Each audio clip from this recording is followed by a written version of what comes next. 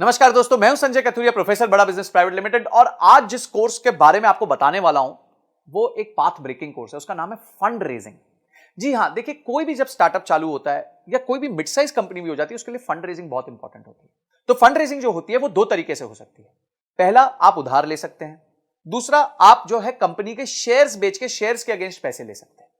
तो आप कौन से तरीके से जाना चाहेंगे, ये आपको ध्यान रखना है। तो इस कोर्स में हमने बताया कि अगर आप शेयर्स बेच के पैसा रेज करना चाहते हैं तो किन किन चीजों का आपको ध्यान रखना है। उसके लिए आपको इन्वेस्टर्स के सामने पिच करना पड़ेगा। देखिए, उधारी में क्या होता है, उधारी तो बड़ी सिंपल है। आप गए, आपने प्रोजेक्शन दी, आपके पास कोई जमीन है, उस जमीन के वैल्यू के अगेंस्ट आपको लोन मिल जाएगा और आप धीरे धीरे उस लोन को चुका देंगे। पर जो निवेशक होता है, जो आपकी कंपनी में इक्विटी लेता है, वो आपके साथ पार्टिसिपेट करता है, आपके दुख सुख का साथी होता है।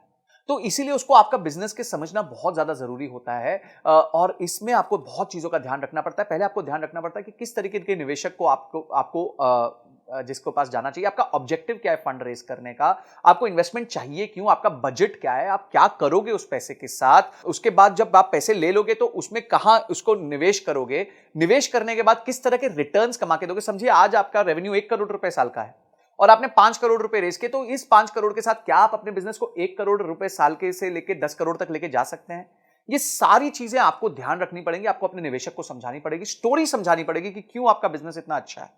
क्या क्या स्टेप्स होते हैं फंड रेजिंग में, बूटस्ट्रैपिंग क्या होती है, बिना फंड रेजिंग के कैसे बिजनेस चल सकता है, इन्वेस्टर्स को जब आप पिच करते हैं तो कैसे करते हैं, कैसे उसके उसके फ्रेमवर्क्स भी दिए हमने, पिच स्टैंडर्ड पिच डेक्स भी दी हुई है कि कैसे पिच डेक बनानी चाहिए। उसके बाद आपके प्रोटोटाइप्स क्या होते हैं पिचिंग के, आपके टर्म शीट क्या होती है, ड्यू डिलिजेंस क्या होता है जब लोग आपके बिजनेस को आके समझते हैं। उसके बाद किस तरीके का पेपर वर्क होता है, आपका शेयर होल्डर एग्रीमेंट क्या होता है, शेयर सब्सक्रिप्शन एग्रीमेंट क्या होता है, कंपनी की वैल्यू कैसे तय की जाती है कि भाई ये कंपनी 100 रुपए की है कि 200 रुपए की है।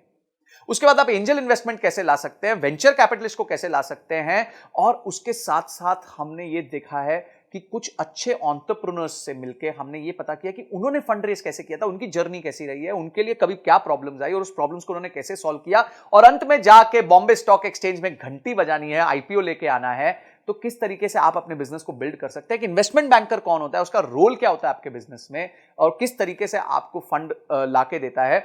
आप उसके बाद इन्वेस्टर रिलेशंस कैसे मैनेज करते हैं, जब निवेशक बोर्ड पे आ जाता है उसके साथ कैसे अपना आप रिलेशन मैनेज करेंगे। ऐसी 32 पावरफुल वीडियोस हमने बनाई हैं जिसमें case studies, examples, real life cases हमने लिए हैं, जिसको आप यूज करके फंड रेजिंग कर सकते हैं। तो बाप रे, इतना सुनने के बाद ही आपको मन करना चाहिए कि मैं इस कोर्स को अनलॉक कर लूं, इमीडिएटली अनलॉक कर लूं और जाके सारे वीडियोस को ध्यान से पढूं, उसको इंप्लीमेंट करूं और उसके बाद उसके रीडिंग मटेरियल्स को पढ़ के उसको और डीप में समझूं। तो ये सारी चीजें हमारे एक ही कोर्स में इतना सब आपको मिल जाएगा, इतनी सारी आपकी प्रॉब्लम सॉल्व हो जाएंगी। आपका गोल है अगर कि कंपनी के लिए फंड रेज करना है, तो आप इस वीडियोस को देख के बहुत अपने आप को इक्विप कर सकते हैं, प्रिपेयर कर सकते हैं। इसके साथ हमने 450 फंड्स की लिस्ट भी दी है जिनको आप अप्रोच कर सकते हैं, उनके फोन नंबर के साथ, उनके किसको आपको अप्रोच करना है उसके साथ। ये सारी चीजें हमने इसके साथ फ्री रिसोर्सेज दिए हुए हैं। तो इमीडिएटली जो है एक्शन लीजिए, क्योंकि एक्शन के बिना कोई परिवर्तन नहीं आएगा, कोई चेंज नहीं आएगा।